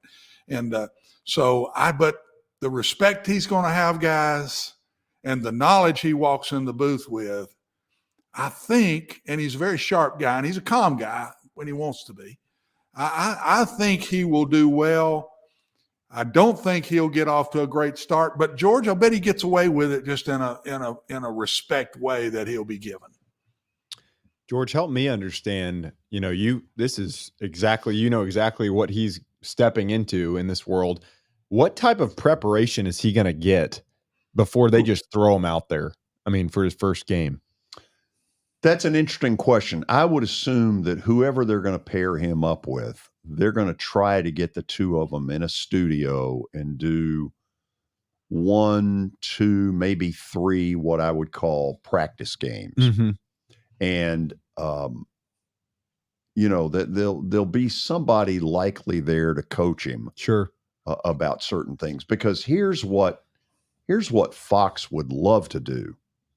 What is it? What team is it that they would want Brady to do a game against that would draw the most national interest? Patriots. Bingo. Absolutely. Okay. Is he prepared to call out a Matt Patricia or a Joe Judge and say, who's kidding who? My kid knows more about offense than those two. And meet with Belichick before the game, stuff like that. Yeah. I mean, yep. Watson, Fox would love to do that to him. No, they will do it to him. I don't think there's any doubt. It won't be love to. They'll do it. Right. And they're going to prepare him, and they're going to sit him down. George, I think he might do more games than that, to tell you the truth, just with somebody in there watching them and working with whoever the play-by-play is going to be with him. And I think this will be a process in the offseason. But he'll learn to do that. I would say, even George, I've been on with you now, 3 years? Mm-hmm. And I still struggle getting on people. And you talk to me, you got to be honest. You've talked to me about that. You've coached me through that in the last 3 years. I've gotten a little better at it, but it's still hard for me. And so you've come up with something I think that will be hard for Tom to do. A lot of the junk that Tony is catching right now is he's too positive. He never gets on anybody. Everybody, it was a perfect throw, they say. It was a perfect call. It was a perfect, and that's what they're getting on him about. So if Tom, the one thing different with Tom, I think, is one of the most competitive human beings, George, I've ever seen. Mm-hmm. He is a competitive sucker. I think he'll want to be good at it. I think he'll listen to people like I would you trying to prepare me as you've prepared young people. You got Michael and Billy trying to get in the business now. You've prepared Willie and Darren and all the people you took an old guy and you had to talk me through different things. I think he'll listen. I think he will really listen. He'll want to do it right. And it may not start out being that way, but I think he'll grow to it. I believe he'll be really good at it, but not right away. Here are a couple of other thoughts on it. I think Fox is going to need to pick somebody who has enough comfort in their own skin to realize that in the early going, it's not going to be about that person. Yeah. It's going to be about Tom Brady. It's a great point. And is that play-by-play guy willing to sit down with Brady ahead of time and say, listen, I'm going to feed you the softball to help you hit it out of the park. Yeah. I'm going to bring questions to the table. Tom, that so-and-so is struggling. Tell me what you think is going on, to force the issue. If the color guy is a little bit, schemish early about saying anything, that play-by-play guy has got to spur him on with questions. Do you feel like that's got to be an older guy that doesn't really, a younger guy? I feel like you come in wanting to prove something or wanting to be this. Do you feel like it's got to be a guy who's more established? I mean, who do you think would work with Tom? At Fox, though, it's Kevin Burkhardt and who else? Burkhardt, Joe Davis is their number 2. I mean, you got to believe it would be with Burkhardt, right? It depends on what their plan is at the beginning. Yeah. Yeah. Are they starting him out slowly, or are they taking him right in? I mean, CBS knew the first time they did a tryout with Tony Romo, oh my God, this guy is cutting edge. He sits here and he tells us, here's the play that's coming, and they're going to run it to the right, and watch what's going to happen. And boom, he had that ability. Do I think Brady will show that? No, I don't. Here's where I don't think so early. Here's where I think Brady might shine. And Watson, you'll understand this with the X's and O's side, the telestrator. After a play, and there's Herb Street's great at it. There's a lot of color guys that are really good at this. Personality side of it, that may take some work, but after a play, that's what I'm looking forward to with Brady. Kind of just letting him draw on that telestrator and showing us, kind of slowing it down. I think he could be great at that. Well, being an analyst, and George has been the play-by-play. What's the guy, George, that did my first game with me? Stewart, what's his first name in Atlanta? It's been in Matt Stewart. Matt Stewart was my play-by-play guy in my first game, and he knew I was nervous, and he said, "Look, relax. I'm going to throw things to you that I know you can handle. You just follow me, and we'll go." You don't know how that made me feel. Wow. And I think when I heard you say that just a minute ago, George, I think that's going to be so big. Yes. The guy sitting next to Brady is going to have a big part of how good Tom does right out the gate, in my opinion. And, he won't get caught ever out of a position where he doesn't know what he's talking about. He knows way too much football. I don't think there's a situation they could put him in. He wouldn't know what he's talking about, but how to relate that in a very short period of time, George, as you had to tell me. You got to talk you can't do like we do on a talk show. You got to get to it fast. Yeah. And because the game's fast now, and you got to get out of the way and get it back to the play-by-play guy. And those are the kind of things. But if he gets the right guy, I think he'll be fine. And they'll find the right guy. They'll find the right. I know we've spent a lot of time on this question. I also think there's a chance they put a third person in with him, a second color guy. I could see a Daryl Johnston in there with him. Yeah. Where they feed off each other. Mm-hmm. Anyway, go ahead. I know you got another response. George Sam on YouTube says Joe Montana didn't last in broadcasting. As you guys can remember, as big a Brady fan I am, he's going to have to work really hard not to repeat history in that regard. Yeah, he'll have to work hard, but I didn't remember. I mean, obviously I wasn't alive, but I did not know Joe Montana tried out broadcasting. Watson, I didn't even remember it. I do now after he said it, but how long was he in it? I didn't then. And the other guys was Drew Brees. A lot of times these guys just don't like it. They just don't like it, and they just end up taking themselves out of it and go a different route. Tom's not going to hang around for the money, George. He's got plenty of money. And I know this is a huge contract, but I think they got to enjoy what they do. And Drew Brees didn't like doing it. And now it's been said that maybe it was mutual, that they got rid of Drew and Drew got rid of them at the same time. I don't know, but I know I read where Drew said, it just wasn't for me. I just it didn't turn me on. Yeah. The shame of it is I thought Brees was pretty good. Yeah, I did too. I thought they put him in the Sunday night pre and post game. I thought he was very effective. Sure. Yeah. Was surprised at the end by how that ended up. Yeah. Go ahead, Billy. George, we got a couple good ones going back to the Patriot days here from Ford Farhat. He asks, so after seeing Brady play for 3 seasons after New England, was the Patriot dynasty due to Brady or Belichick or an equal combo of both? Watson, isn't it easy to say it's an equal combo? Yeah. I would never not say anything but, because I got such respect for both of them. Bill hadn't won one since he left and really hadn't come close.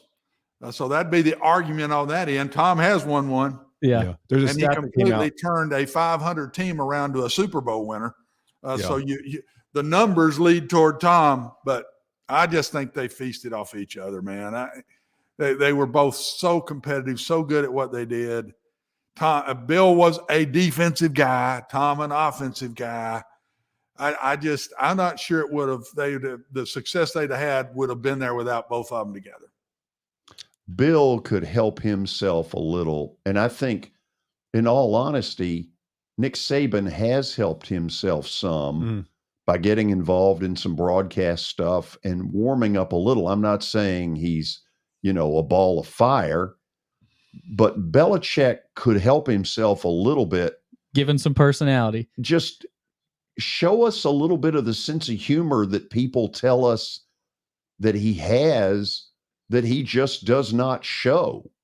And, some of the feelings about Belichick are people who don't like him. The man can coach. Yeah. There's no doubt he can coach, but people don't like the standoffish, one-word answers at the press conference. Yep. He can really help himself. And listen, I don't think that Brady and Belichick are really all that consumed in this. Is it Brady? Is it Belichick? I mean, I'm sure they are. I'm sure that's competitors they are, but you got to think too, when Belichick is the way that he is, and you've seen Brady, especially the last 3 years at Tampa Bay, open up, seem like he's having a little bit more fun. The public's going to want to side more in this conversation with Brady because right now he's just more liked. You see more of him. You feel like he's more of a human being than Belichick is. And whether that's fair or not, that's just public perception. And so I do wonder how much of it is in Belichick's craw a little bit of just that this narrative is probably, if it's leaned one way, it's leaned more towards Brady than it has Belichick. Well, and let me say this. I'll predict this, and 100% so. Brady and Belichick are going to become tied again. They're going to become tied again. You watch it. As time goes on, those two will be tight again. I hope they have so much respect for each other, and I can't see that not happening.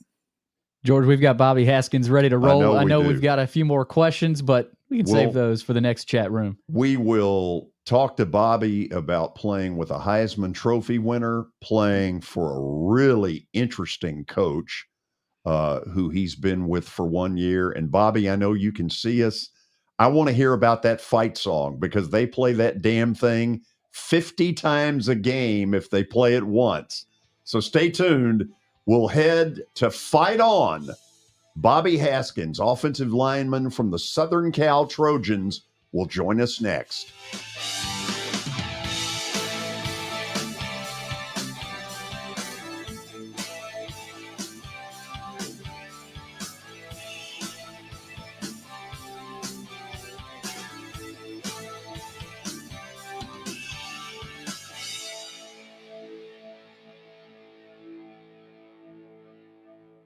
I know it's getting colder. You're not thinking about golf. However, if you're planning an event for next year, let me suggest golf through Riverside Golf Links.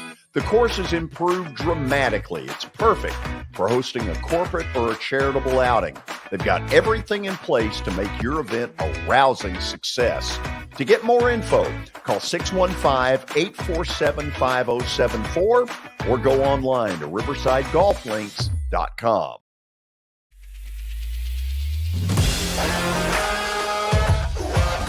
Hockey in Music City just hits different. It's one big honky-tonk party. It's the sea of gold in the crowd. The goals, the saves, the celebrations. It's an experience like no other. Don't miss a minute of the action this season. Visit NashvillePredators.com/tickets to get your seats today. That's NashvillePredators.com/tickets. And we'll see you at Bridgestone Arena. Jody Jones has as nice a dental facility as you'll find anywhere. Let's go in and take a look. Are you in the market for a new dentist? Maybe you're new to Nashville? Well, the place to go is Jody Jones Dentistry at 55 Music Square East. And their new facility is absolutely state-of-the-art. Jody mixes quality with comfort for the perfect dental experience. He's trusted for his creative design and committed to both the function and aesthetics of your smile. Jody is simply the total package. Don't wait. Make an appointment now at 615-259-5100. Once the All-Star game is over, the Nashville Predators will have another of their college nights. Tuesday, February the 7th, Tennessee State University front and center stage when the Vegas Golden Knights come to town. Students, alumni, and fans are invited to celebrate. The College Night Series ticket package includes a Predator game ticket and a limited edition co-branded hat. Tickets can be purchased at NashvillePredators.com/College Nights.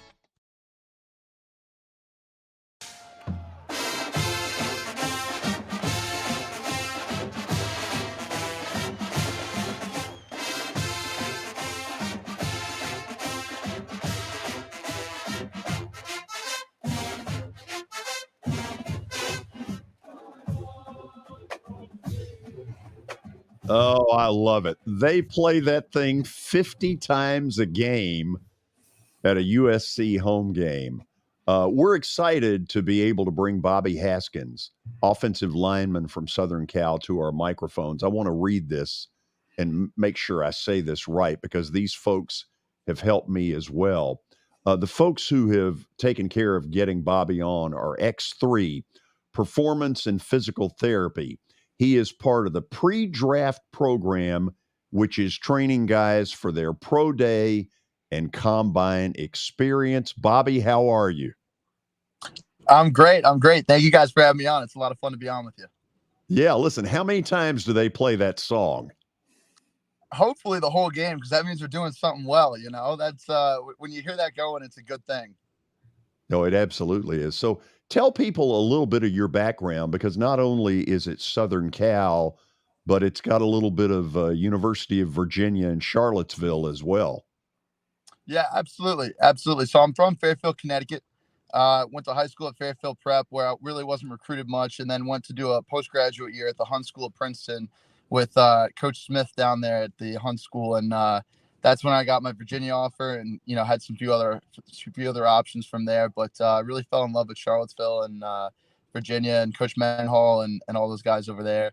And then after 4 years, Coach Mendenhall moved on, and so I had a little time to reflect and think about what I wanted to do for my last year, and so I hit the transfer portal, which is the big thing in college football nowadays. That's what a lot of guys are doing, and was able to connect with Coach Riley at that point, and really built a great relationship with him, and really fell in love with everybody out there in LA, and it was just a really great place to spend my last year. Okay, there are a couple of obvious right off the bat when I knew we were going to have you on, and the first one is Lincoln Riley. You all were not supposed to be a national title contender, and yet you look up in early December and you all are on the cusp of that. What is it that makes him so good? How much time you got, right? I mean, it's really everything. Just the way he gets everyone to buy in. A big thing for us, knowing that this was a new year with a lot of new guys, was that we had to buy in right away. We had to trust each other right away, and so that's how we led off season workouts, and I think that kind of set the tone going forward through the whole year, that we to accelerate this thing and get where we want to be as soon as possible. We don't have time to kind of put one foot in and see what happens. We all have to dive in head first, and fortunately that's what we were able to do, and had a great year out there. Came up a little short, but just an incredible year being out there with him, and seeing firsthand his offensive knowledge, and just how well he gets the players, and the great culture he's built over there. So it's just a really, really wonderful experience. Bobby, isn't that the amazing part of Caleb Williams? Heisman Trophy winner this year. It's not like he had spent 4 years in Los Angeles and knew every last nuance. I mean, this was I'm here, boom, I'm playing games, and oh, by the way, I'm going to win a Heisman Trophy. Doesn't that make it more remarkable? Yeah, absolutely. That kid is something special, man. He is just such an incredible worker. Just pours himself into the process every single day. Such a good dude. I mean, we would go out to eat as a offensive line with him, and he was always there to make sure we're continuing to build that culture, and we all just genuinely liked being around each other and loved each other too. So that made it really fun to love who you're going to work with every day, and to really pour into the process with with all those guys. It's, it was really a crazy experience. It was a ton of fun. And, we all put the work in too. That was the thing is like, people might not have expected us to have that kind of year from the outside, but being there every day from January, all the way through the end of the year, we knew that we were capable of whatever we wanted because of the work we were putting in every single day. Give me a thought or two before I turn it over to Watson Brown about one of the most exciting games of the year. Y'all's win at the Rose Bowl against UCLA under the lights, and it was a back and forth all night long. Yeah, I think that's definitely the one that sticks out to me. Just a kind of a barn burner, back and forth all game.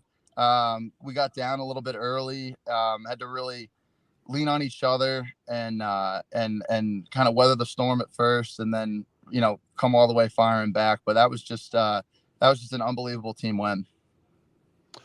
Watson, say hello to USC offensive lineman Bobby Haskins. And by the way, I'll tell you, I think he'll ace the combine stuff. If they'll get him in the interview room, he's going to knock him dead. Bobby, quick question on the portal. It's such a big thing now and a new thing. Tell the athletes now that are under you what the pluses and the minuses of the portal is and how they should handle it. Because, Bobby, there's a lot of you guys that the portal was a major plus for, but there's a whole bunch of these kids it's been a minus for. Over 1,500, maybe more than that now, that didn't get anything by going into the portal, ended up with nothing. Talk a little bit about that. And now that you've been through it and the process and all that, tell the next athlete how you would handle it if you're them. Yeah, that's a great question. I think, for everyone, it's a case by case basis, right? Like you have to know what you're looking for when you enter it.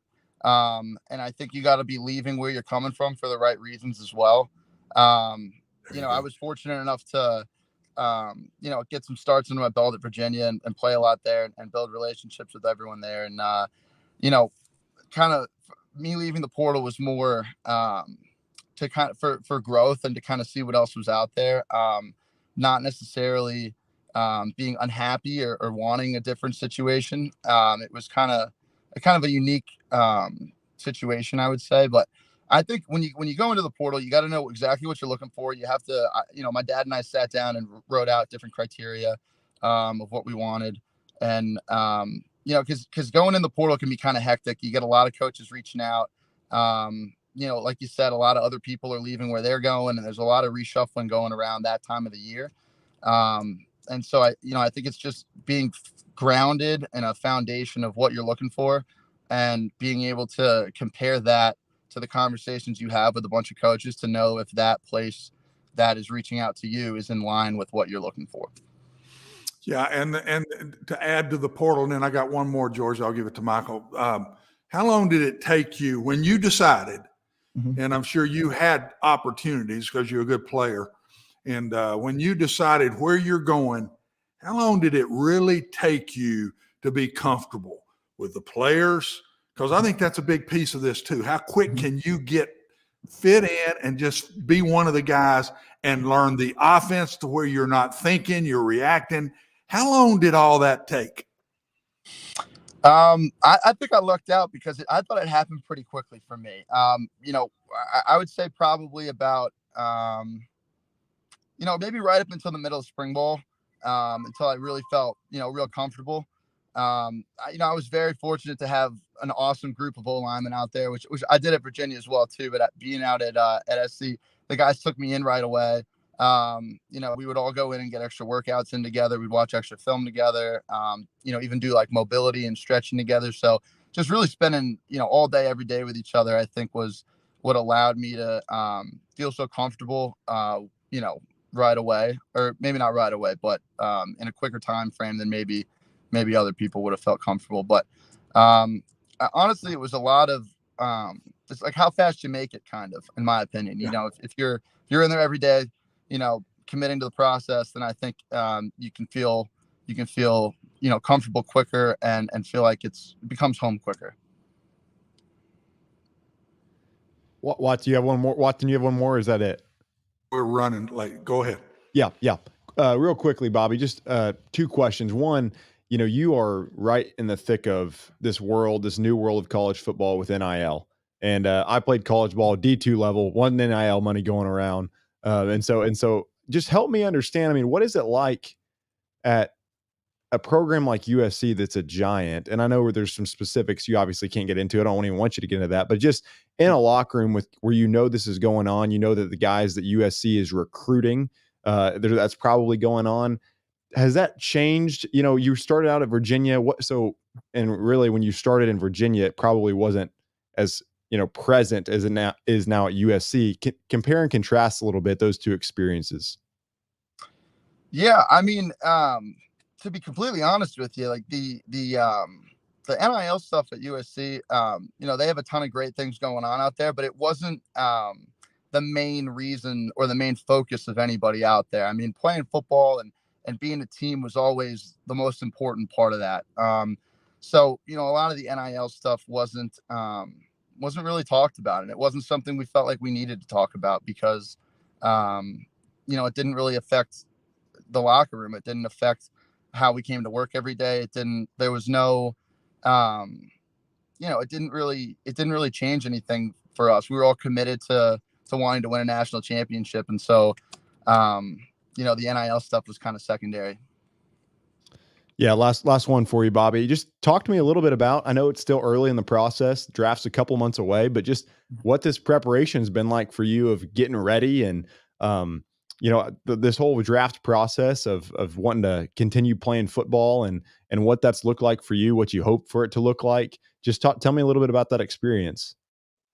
It's been fantastic so far. I mean, X3 has been an amazing place to work at and to do my draft process at. Everything from just the workouts to how we take care of our body and recover with the physical therapy stuff to, prepping for some of these draft interviews and sit downs with coaches and going over schemes and stuff like that. It really has the whole package. And so for us, it's been trying to maximize each day, right? So, everyone's got roughly the same amount of time to prepare for pro day and for, draft and all that good stuff. So, for us, it's been focusing on maximizing each day and really trying to squeeze everything out of it because everyone's got the same amount of time. So it's how can we maximize our time to be most effective with it. Bobby, looking forward to seeing how things progress for you. Really appreciate your taking the time to come on with us. Let me see if I got one last thing right. So the horse runs around the track every time you score?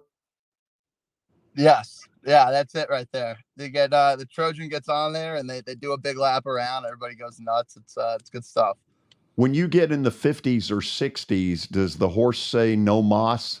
That might be a better question for my parents or somebody that's watching it a little more. We hear the footsteps going around, but we never really look. But I'm sure some of these games this year, we're fortunate enough to put up some points. So hopefully we gave that thing a good workout. Oh, there's no doubt you did. Thanks for taking the time to come on with us. Hey, no problem. Thank you guys for having me. It was a lot of fun. USC offensive lineman Bobby Haskins has been our guest. And again, I want to thank the folks at X3 Performance and Physical Therapy. They set up this interview and a couple of more that are coming in the next few weeks. Plaster Bet of the Day is coming up next. And oh, by the way, I'm on fire.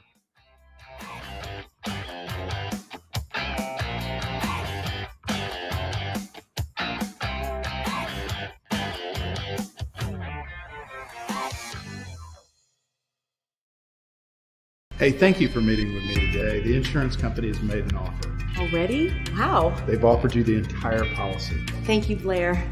You're so welcome.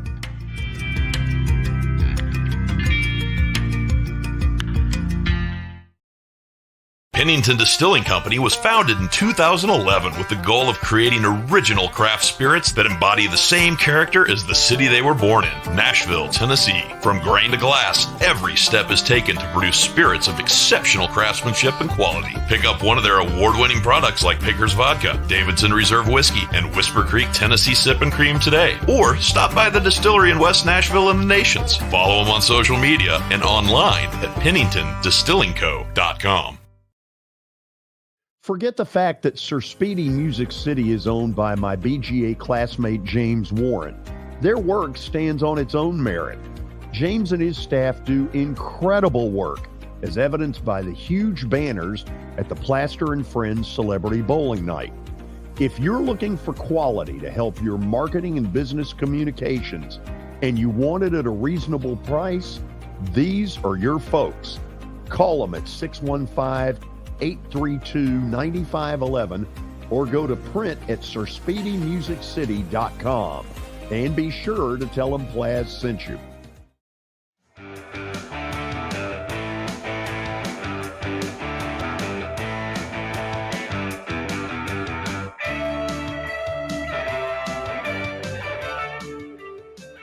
Plaz is in fuego. Let's see if he can keep it rolling with Plaster's Bet of the Day. It's brought to you by Bart Durham Injury Law. They are lawyers that you can trust. Give them a call at 615-242-9000. That's 615-242-9000, or log on to bartdurham.com.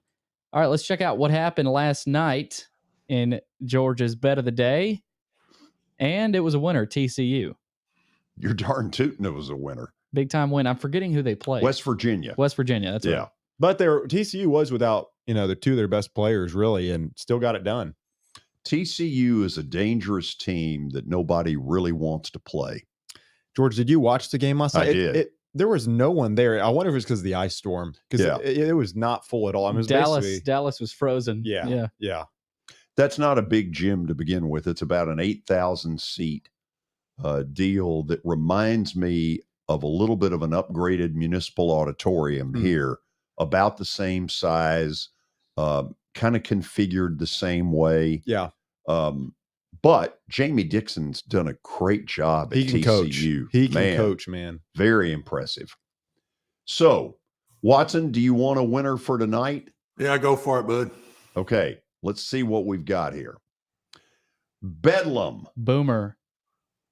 Watson, I'm going to go that Oklahoma has come out of the clouds after they ripped the snot out of Alabama. And at home, they're going to avenge a loss of a couple of weeks ago in Stillwater, and they're going to kick Oklahoma State around.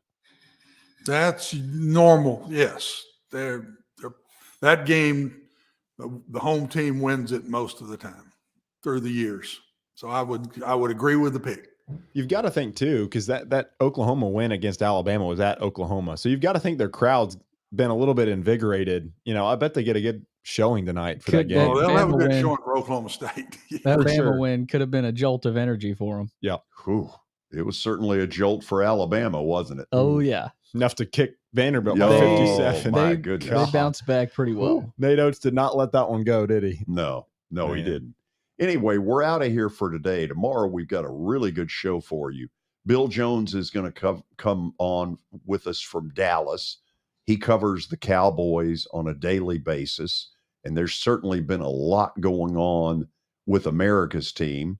College basketball insiders during the 3 o'clock hour, Ron Bargatze and Lee Fowler. And so a full plate tomorrow. Watson, behave until then. Go Sooners. Okay. I don't know. Is there a signal? Is there a what is there? I don't remember one at OU. I don't. You do. No, you do. And I'll do a U, George. There we go. The 3 ball. That's a week old, George. I know it was. But you know what? It's going to win. We're on fire. You want to make some money? You listen to your daddy. Oh, good See you Lord. tomorrow. Oh, good Lord. Oh.